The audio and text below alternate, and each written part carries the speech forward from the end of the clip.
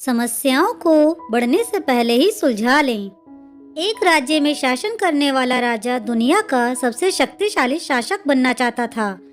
एक दिन उसे दूर देश से आए एक भविष्यवक्ता के बारे में पता चला।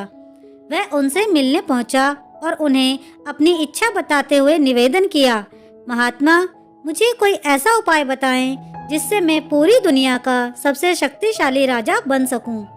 भविष्यवक्ता ने सामने जाते हुए एक रास्ते की ओर इशारा किया और बोले, राजन, सामने जो रास्ता देख रहे हो इस पर चलते जाओ। 10 किलोमीटर की दूरी तय करने पर तुम्हें एक पेड़ दिखाई देगा। उस पेड़ पर चमत्कारी फल लगते हैं। तुम उस पेड़ से एक फल तोड़कर खा लेना, तुम्हारी शक्ति 100 गुना बढ़ जाएगी। राजा बिना समय व्यर्थ किए उस पेड़ की तलाश में निकलने के लिए तैयार हो गया, लेकिन उसके जाने से पहले भविष्यवक्ता ने उसे चेताया, राजन, एक बात ध्यान में रखना, जब तुम इस रास्ते पर आगे बढ़ोगे तो तुम्हारा सामना 1 फीट ऊंचे एक राक्षस से होगा।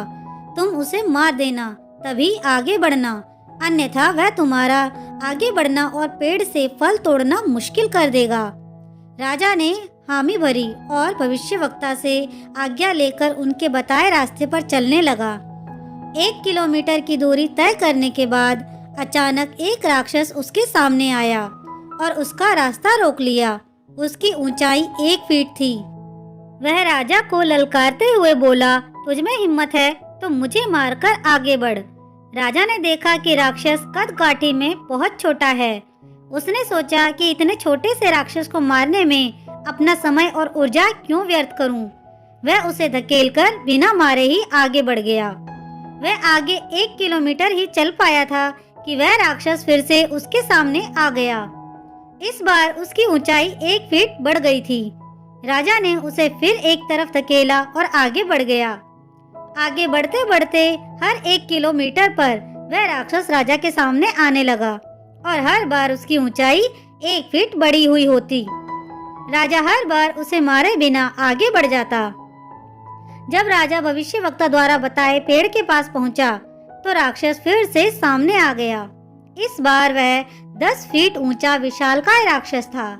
जब उसने राजा को फल तोड़ने से रोक दिया, तब राजा को भविष्यवक्ता की चेतावनी याद आई कि राक्षस को मार देना, अन्यथा वह तुम्हें फल तोड़ने नहीं देगा। अब राजा के पास युद्ध के अतिरिक्त कोई और चारा नहीं था। दोनों में भयंकर युद्ध हुआ।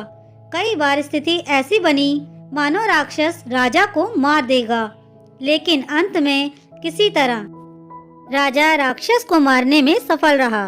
फिर उस चमत्कारी पेड़ का फल तोड़कर और खाकर उसने चैन की सांस ली। हमें इस कहानी से ये सीख मिलती है कि लक्ष्य प्राप्ति की दिशा में जब हम प्रयासरत रहते हैं तो हमें कई बार छोटी छोटी समस्याओं और चुनौतियों का सामना करना पड़ता है। हम अक्सर उन्हें छोटा या तुच्छ जानकर नजरअंदाज कर देते हैं और उनका निवारण नहीं करते। फिर धीरे धीरे वही समस्याएं और चुनौतियां बड़ी होती चली जाती हैं। एक समय ऐसा आता है जब उन्हें नजरअंदाज करना संभव नहीं होता और वे हमारे लक्ष्य प्राप्ति के मार्ग का पत्थर बन जाती हैं। कई बार उस पत्थर को पार कर पाना हमारे बस के बाहर हो जाता है और कई बार उन्हें सुलझाने में हमारा बहुत समय और ऊर्जा बर्बाद हो जाती है। बाद में हम पछताते हैं कि हमने पहले उसका समाधान क्यों नहीं निकाला। इसलिए बाद में पछताने से बेहतर है कि समस्याएं शुरुआत में उस वक्त ही सुलझा ली जाएं जब वो छोटी हों। दोस्तों, आपको ये कहानी कैसी लगी मुझे कमेंट करके जरूर बताएं। अगर कहानी अच्छी लगी हो तो प्लीज़ इसे लाइक, शेयर और मेरे चैनल को सब्सक्राइब करना ना भूलें।